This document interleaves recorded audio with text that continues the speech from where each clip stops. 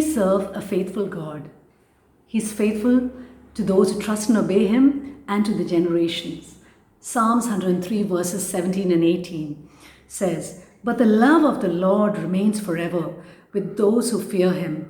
His salvation extends to the children's children of those who are faithful to His covenant, of those who obey His commandments."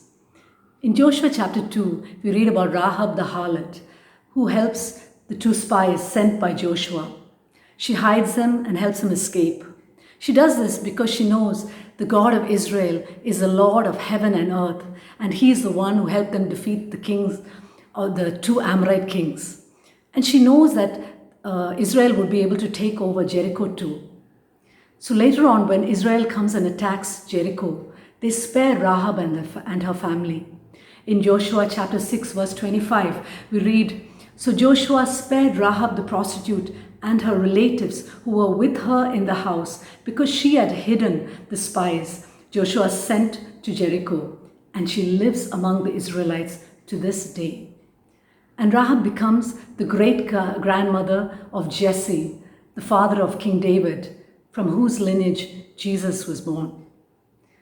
So because of Rahab's obedience and faithfulness, God was faithful to her and her generations.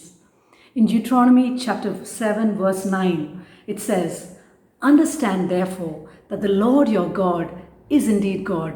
He is a faithful God who keeps His covenant for 1,000 generations and lavishes His unfailing love on those who love Him and obey His commandments." When Joshua grows old, after he's helped the Israelites possess the lands, he calls all the Israelites and the leaders, and he reminds them what God has done in their lives. He reminds them that God has brought them out of Egypt and helped them to possess the land. And he asks them to serve God wholeheartedly.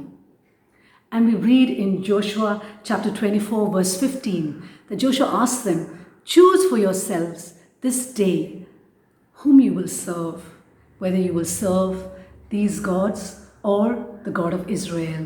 But as for me and my family, we will serve the Lord." You have a choice. You and I have a choice to make, to choose whether we will choose to serve God or to serve the world.